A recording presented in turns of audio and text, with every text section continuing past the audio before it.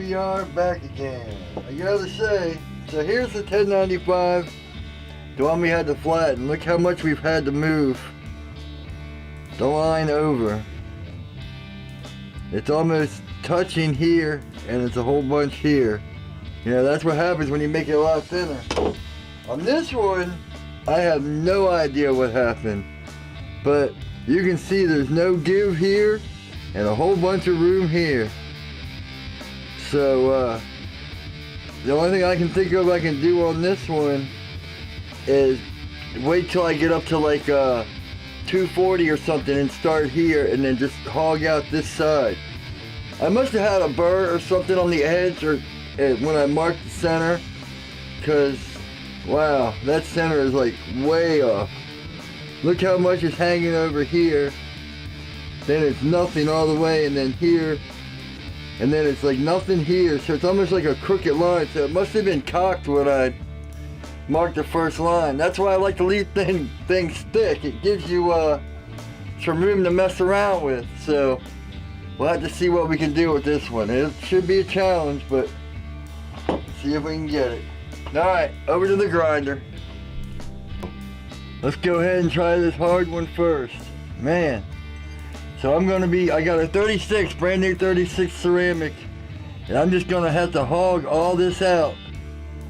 You know, like I said, when we get up to 240, I can start working on this side, but yeah, that center, I've checked it a few times, so it must have been, it must have been because I was pulling straight and curved it all in, and I cut too much off this side, so I'll have to be careful of that. Alright.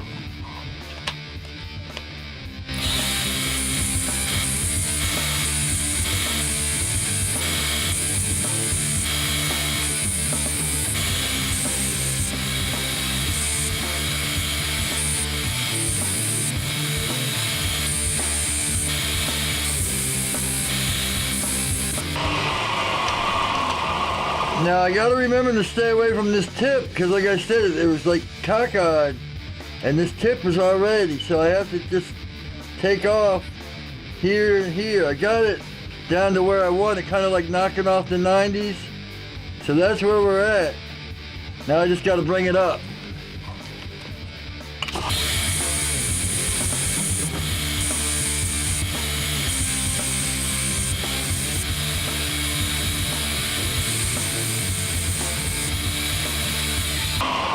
Now once again, I pulled up from the center of this 1 inch and just came up. I did like actually 2 1/4 to here, and then just did the same on the, those are my guidelines, but I am going to go over this line. I just kind of use this line as a reference.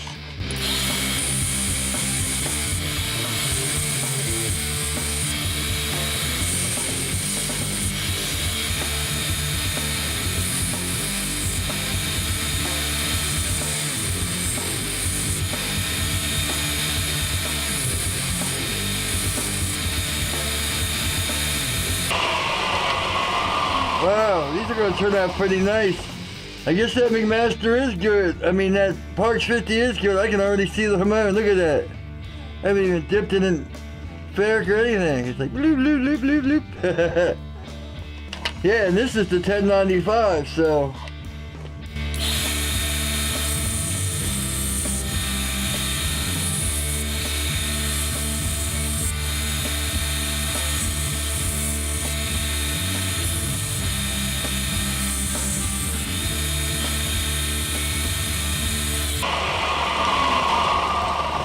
Alright, so now I just gotta work on this tip right here. Maybe we'll just hit it a little bit just to see, get it. As you can see now, I am perfectly centered. So, we gotta be careful. I do still, I got that much to work with, so it's not like, but I wanna leave a little bit of a thicker line, so as I go up in grits, it's, I can kind of move the center, or make it just a little bit thinner. You don't wanna make your first grit really thin, because as you go up you might take a little bit more off each pass, so just a little bit thicker than what you expect your final edge to be. Nice.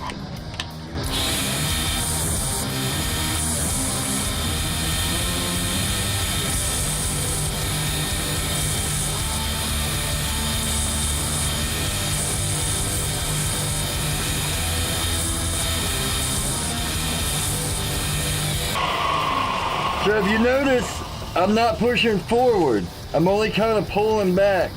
I'm just bringing this out so it matches here. This will be our little secret, YouTube. I'm not even telling Instagram and all those other people. Oh, that's funny. Sorry, I make myself laugh sometimes.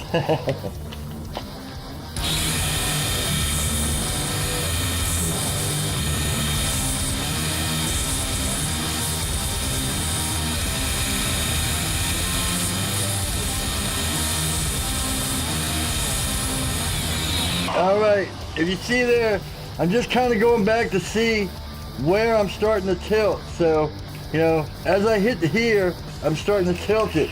So I'll know when I come here, I want to start tilting just the same way. Now for me, I've said this before, but with my bad hand, I have to hold it different. But you're going to, you know, you want to copy with this hand what you do with this hand.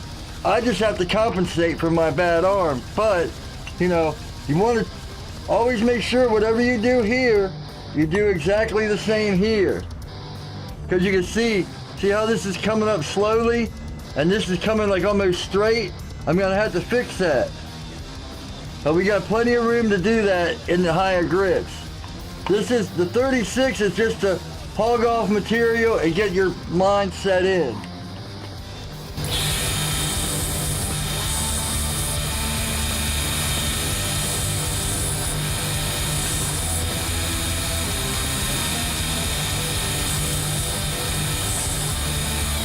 Now that's the other thing. See, I can't make this side match this side. So I'm gonna have to do the opposite. I'm gonna have to make this side match that side. See how I just brought that down? Now that's the one thing. You have to find out your strong side and your weak side and make one compensate to the other. A lot of people like to start off on the weak side and bring it to their strong side. You just have to figure out the best way to do it for yourself. You know, and then go from there. That's what it's all about. As long as you keep it straight. Yeah, see now, look how better, how much more even they look. Now we got a straight line right down the middle.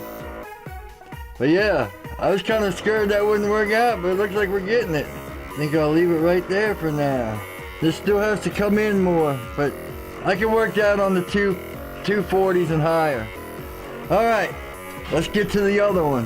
Now this is the one that was all wobbly and warped and stuff. See, I swear normalizing helps that, because this is the first blade I have it normalized. I've always had warps front to back, but I've never had them side to side. This one warps side to side for some reason. But alright, so we got to bring off more on this side and a little bit less on this side. Here we go. Actually, that's wrong. This is perfectly centered. This is the one that needs to come in more because it's got thinner. Man, I should have marked these. It's hard to tell which one is which. But since one is flat ground and one is hollow ground, this is flat. Yeah, I can feel a small hollow right here. See, I almost did the wrong one. That's the only way I can tell these two apart. They look almost identical. That's why I tried to mark them, but yeah, once the lines came down. But yeah, that's flat. Yeah, that's flat. And that's hollow. Glad I double checked. So that is in the middle. See, here we go. This one, we have to bring this down.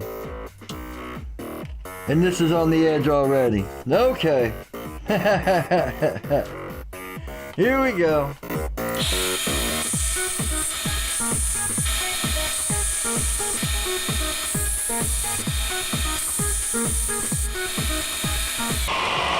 Once again, I like to bring it right down to my line. See, now we have this gap. So now we know we can work our bevels and make it all blend in. And we won't go over our line. So that's where when I start out, I make it thick, I knock it down to the 90s. When I come back, I knock it down to the line, which is basically, but there's no 90s. and then go from there.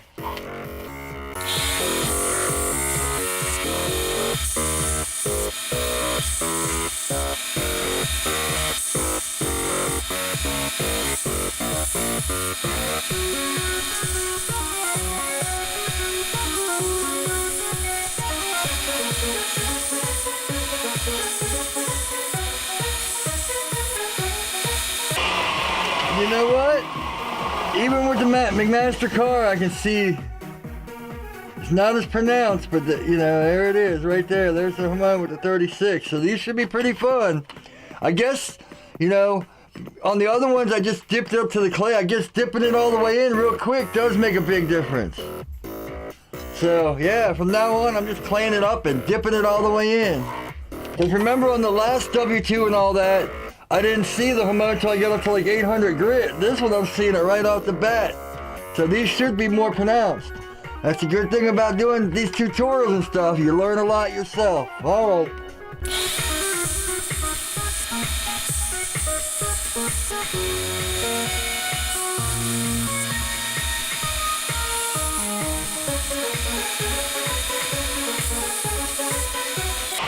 Alright, I gotta say something.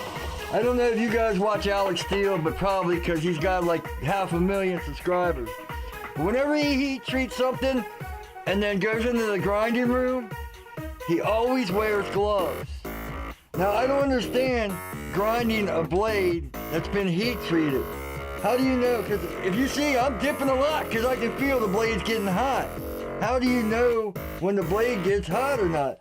I mean, you can't go by temper colors, because by the time your grinder makes it colored, it's gone, So I just had to say, I've asked him a few times. He said he's never had a problem, but I don't know if he really even tests his blades or how he tests his blades.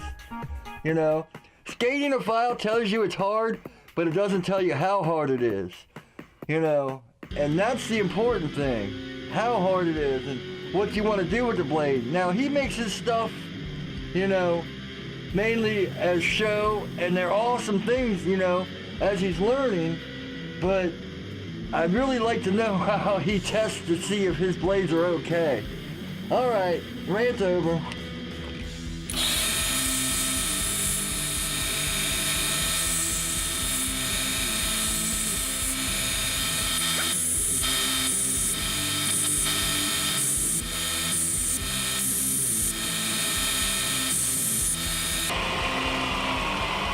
See, right there. I just did the tip just a little bit, and I could feel the heat, and I had to dip it instantly. If he's wearing gloves, he'll just sit there and keep grinding. Sorry.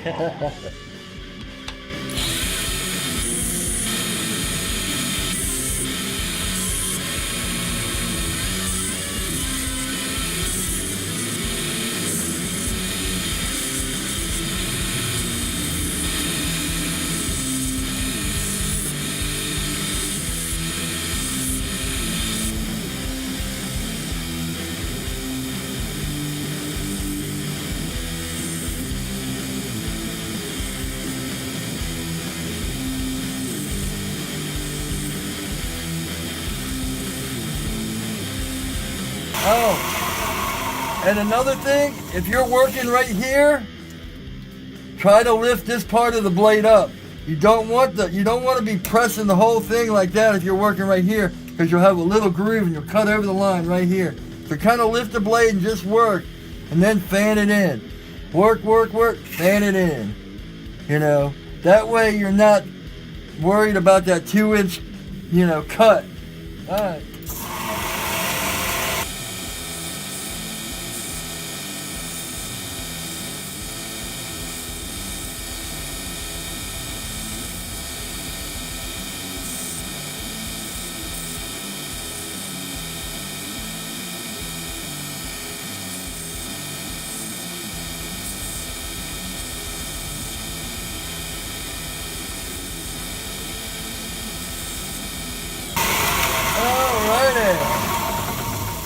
Man, I'm excited. I can see the Hamon. Let's see. Let me see if we can see it on both of them. Alright. So So here's the scribe I used to scribe the line. You know, just put an inch on it. And then, you know, that. Basically, I just made sure when I came over that they were the same at the top. But I think that's it for this one. I'm off camera. I'm just going to come up to 240. And then, you know, maybe the next video. Well, next video I'm going to do the compound. And I'm going to do the flat grind. And then after that, we'll do like 240. And then maybe skip and then come back at like 1,000 to see where we're at and then dip them. But I must say I'm really happy. You know what's funny, I've got to admit, these are both 1095. Now this one is the McMaster Car 11 second. This is the Parks 50. And I can see this Hamon sticking out big time. But I can't really see it on the Parks. So wouldn't that be funny if the McMaster Car actually gave a better Hamon? Now I don't know how the W2 is gonna fare, but I just thought it was funny that, you know, with 1095 the McMaster Car actually worked better. Anyway, put all your hate comments down because I know everyone loves their Parks 50. Thanks for watching.